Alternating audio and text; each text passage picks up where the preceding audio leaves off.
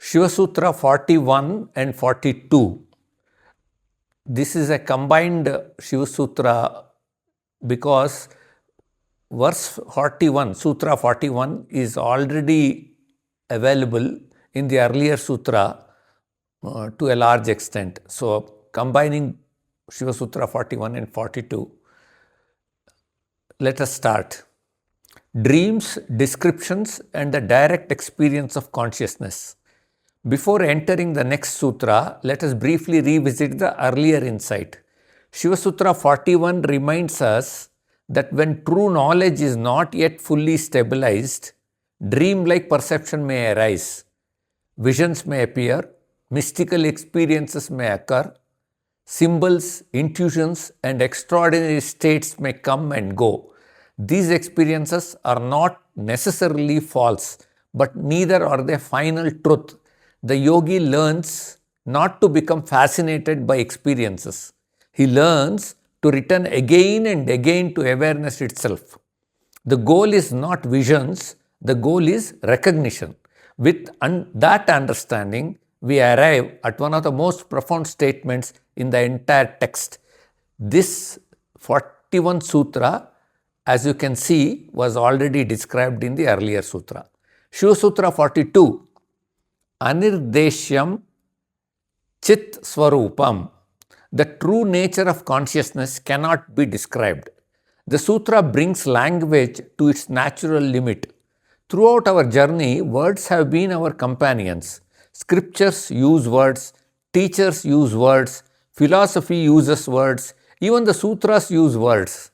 Words can guide us, words can inspire us, words can point us in the right direction. But there comes a moment when words can go no further. Why? Because consciousness is not an object.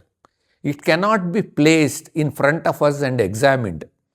It is the very awareness through which all examinations takes place.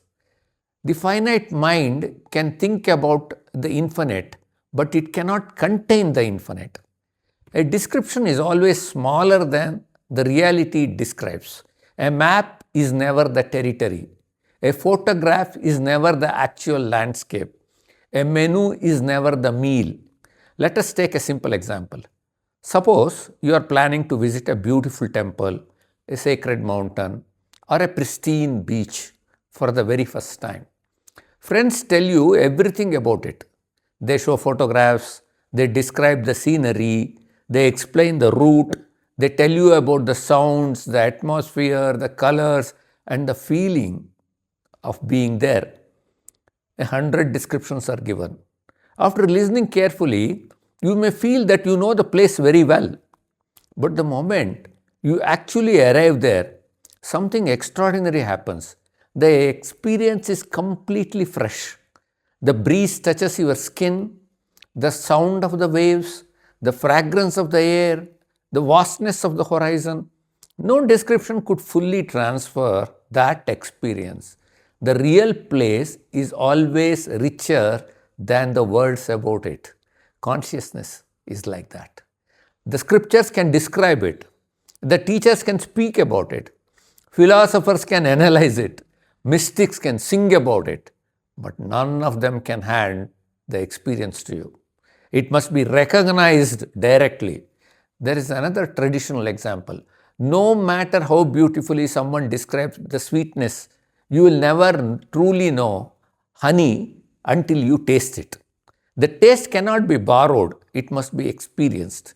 In exactly the same way, consciousness cannot be understood merely as a concept. It must become a living recognition. Abhinavagupta repeatedly reminds us that the highest reality is not reached through accumulation of knowledge.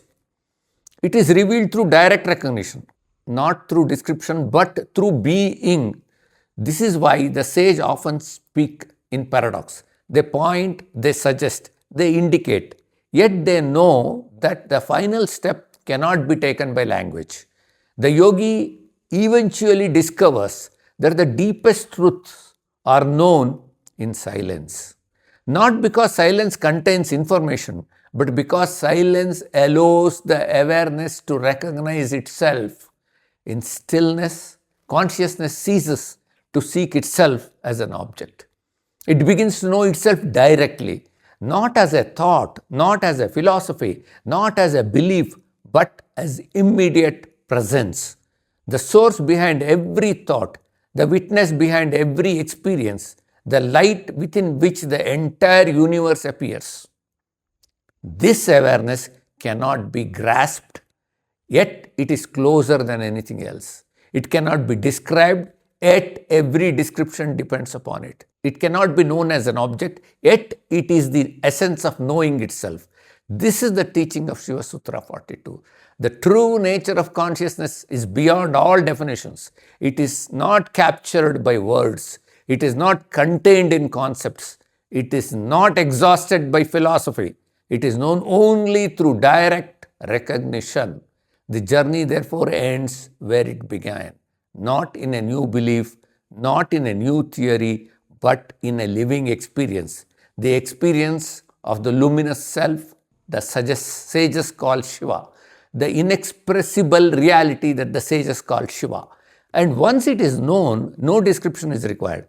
Just as one who has tasted honey no longer needs an explanation of sweetness. Thank you.